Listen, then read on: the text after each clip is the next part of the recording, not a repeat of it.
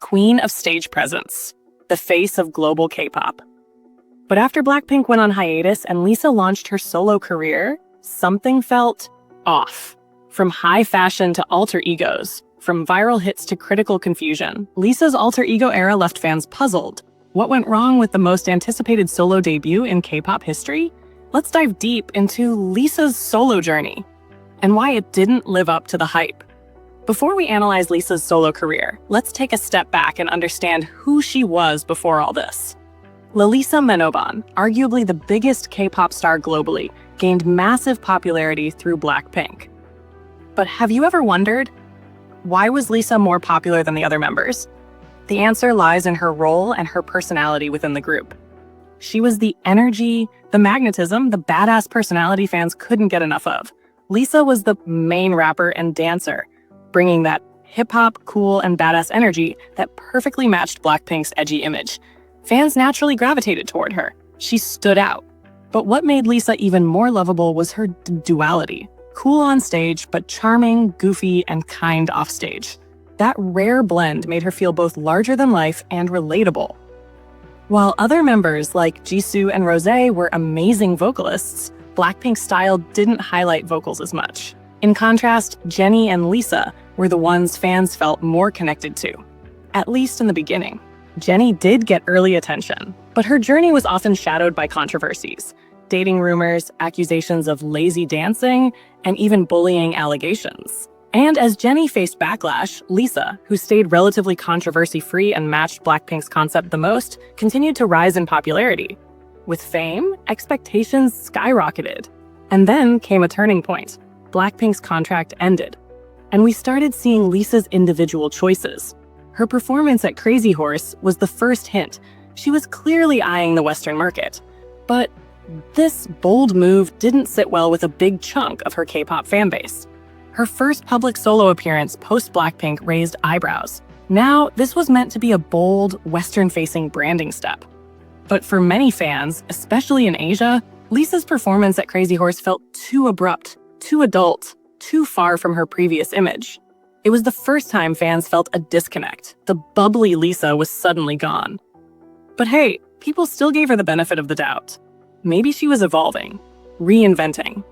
Then came her much-anticipated solo project, Rockstar. Let's be fair, the song wasn't bad. The beat slapped, the visuals were high budget, but did it feel like the best of Lisa? Not really. Rockstar felt overproduced, overstyled, and underwhelming. Her other tracks didn't fare much better. Solid production? Sure, but nothing that screamed, "This is Lisa." She lacked a cohesive narrative. Rosé had the heartbreak story. Jennie built a brand around her authentic personality. While Rosé leaned into a soft minimalist vibe, her style felt approachable, relatable, and real.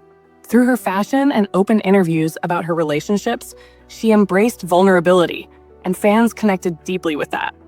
Also, Jennie stayed true to her it girl persona, a consistent blend of high fashion, cool confidence, and quiet power. She knew her brand and stuck to it. But with Lisa, things got a little confusing. Her branding screamed high-end luxury, over-the-top outfits, elite fashion events, and an image that felt exclusive and out of reach. But then came the interviews, and suddenly she'd switch gears, trying to be bubbly and cute, just like her old Blackpink days. And honestly, it didn't land well. That contrast between her expensive, untouchable image and her trying too hard cute behavior felt awkward, almost cringe. It created a dissonance that made fans feel detached and unsure of who the real Lisa even is. Lisa's bubbly, charming personality from the Blackpink days was gone. In its place, we saw an overly sexualized version of Lisa that felt like a desperate attempt to stay relevant in the Western scene. But instead of drawing fans in, it pushed them away. There was no real personal story, no identity, no emotional connection. And every stage she performed during this era didn't impress fans either. People had seen better when she performed her solos during Blackpink's Born Pink tour. It felt like her focus during the alter ego era was more on high-end production than on actual performance quality. Especially her dancing, which was surprisingly underwhelming. What fans really wanted, strong music and jaw-dropping dance, wasn't there. This attempt at reinvention didn't work in the West either. Artists today connect with fans by being raw and real.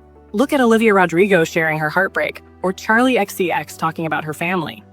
Lisa, on the other hand, didn't come across as authentic. Her music gave us no insight into who she really is. Her alter egos were bizarre, and honestly, I didn't find any connection between her alter egos and her songs. If you found a connection between them, please drop it in the comments. One thing that really impacted Lisa's branding was her overexposure to big global stages. No doubt, she has a massive fan following, and her presence always draws attention and sparks discussions whenever she appears at high-profile events. These stages usually invite the biggest names in the industry, and in my opinion, they may have capitalized on Lisa's popularity to gain more media coverage and buzz.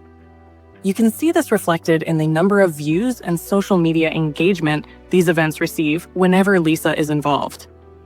Now, while these opportunities gave Lisa a major platform and exposed her to a wider audience, especially in the West, this didn't sit well with a lot of K-pop fans. Many felt that she hadn't quite earned these stages yet. These are platforms that even established artists work years to reach. Some fans even accused her of getting these opportunities through connections, especially involving her rumored boyfriend. Regardless of whether that's true or not, all of this did more harm than good to her overall branding. Instead of building credibility, it raised questions and backlash. Lisa needs to overcome the fear of failure. K-pop is cutthroat. One misstep and someone else will take your spot. With 3 other former members also building their solo careers, the pressure is real. But this fear made her play too safe. Or worse, made her avoid the strengths that built her empire. When she got criticized for lip-syncing, she didn't show any noticeable improvement. She didn't invest in better vocals or bring back her world-class dancing. To appeal to the West, she sacrificed the very things that made her famous in the East, because even in the West, you don't have to be the best singer. Michael Jackson, Beyoncé, Britney Spears. They proved that charisma, creativity, and energy can create legends. Also, I feel like Lisa should also get more involved in the creative process, like Rosé does. That authenticity shows, and that's what fans crave. As a K-pop fan, Lisa was once my bias in Blackpink. I don't think Alter Ego was terrible, it just didn't meet the expectations built by her past performances. Maybe that's on us, maybe that's on her. But I, like many fans, feel disconnected from this new Lisa.